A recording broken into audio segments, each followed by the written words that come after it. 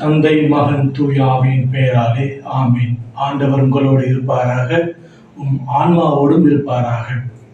இறை இயேசுவில் பிரியமுள்ள சகோதர சகோதரிகளே, இந்த புதிய நாளை தந்த இறைவனுக்கு நாம் நெஞ்சார நன்றியையும் வணக்கத்தையும் வாழ்த்துக்களையும் தெரிவித்துக் கொள்வோம்.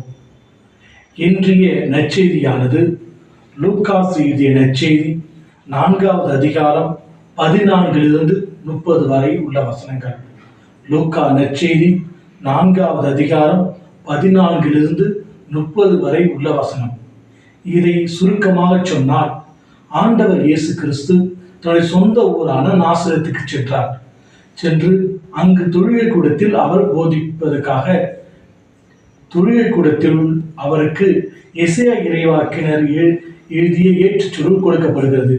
அதில் ஆண்டவரின் ஆவி என் மேலே, ஏனெனில் அவர் எனக்கு அபிஷேகம் செய்துள்ளார் என்ற வார்த்தைகள் நிரம்பிய சுருளை அவர் வாசிக்கின்றார்.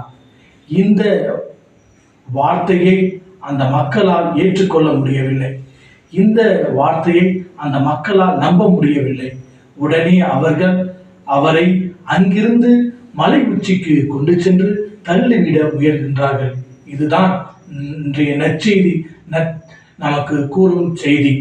இந்த நற்செய்தி மூலமாக நாம் என்ன தெரிஞ்சு கொள்ள வேண்டும் என்றால், சொந்த ஊரில் இறைவாக்கினருக்கு மதிப்பு என்பது இல்லை என்பதுதான். எனக்கு தெரிஞ்ச ஒரு சின்ன கதை. ஒரு ஏழை சிறுவன் நன்கு படித்து பெரிய பதவியில் அவன் தன் சொந்த ஊருக்கு ஏதாவது செய்யலாம் அங்கு உள்ளவர்களை கூட்டி சேர்த்து, நான் நன்கு படித்திருக்கின்றேன், நல்ல வேலையில் இருக்கின்றேன், நான் அந்த ஊருக்கு, நான் பிறந்து வளர்ந்த ஊருக்கு ஏதாவது செய்யலாம் என்று வந்திருக்கின்றேன் என்று அவன் சொல்லும் போது அங்கு உள்ள யாரும் அவனை நம்பவே இல்லை, ஏற்றுக்கொள்ளவே இல்லை. அவனை அங்கிருந்து விரட்டி விட்டார்கள். இது பல நேரங்களில் நமக்கும் நிகழ்ந்திருக்கின்ற ஒரு சம்பவம் தான். இதை இயேசு கிறிஸ்து வன்மையாக கண்டிக்கின்றார். சொந்த ஊரில் இறைவாக்கினருக்கு மதிப்பு என்பது கிடையவே கிடையாது. அன்புமிக்க சகோதர சகோதரிகளே, நாம் இதை சிந்தித்து பார்க்க வேண்டும். இறைவன் நம்மை தேடி வந்திருக்கின்றார். அவர் என்றும் நம்மோடு இருக்கின்றார். அவர் நம்மை அன்பு செய்து கொண்டிருக்கின்றார். ஆனால் நாம் அவரை ஏற்றுக்கொள்கின்றோமா?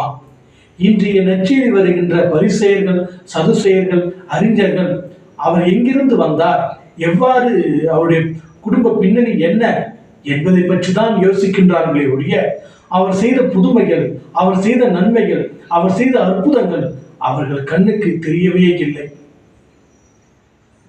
பல நேரங்களிலே இயேசு கிறிஸ்து நமக்கு அற்புதங்களையும் அடையாளங்களையும் செய்ய தயாராக இருக்கின்றார். நாம் அவரை ஏற்றுக்கொள்கின்றோமா? நாம் அவரை ஏற்றுக்கொண்டு நம்முடைய வீட்டிற்கு அழைத்து வர தயாராக இருக்கின்றோமா என்று சிந்தித்து பார்க்க வேண்டும். சிந்திப்போம், இறைவனோடு சேர்ந்து கரம் பிடித்து நடப்போம். இறைவன் நம்முடைய வாழ்விலும் அற்புதங்கள் செய்ய தயாராக இருக்கின்றார். அதற்கு நம்மையே நாம் தயாரித்து அவரை நம்முடைய உள்ளத்திலும் இல்லத்திலும் ஏற்றுக்கொள்வோம். ஆமீன். எல்லாம் வல்ல இறைவன் தந்தை, மகன், தூய திரு ஆவி நாம் அனைவரையும் ஆசீர்வதிப்பாராக. ஆமீன்.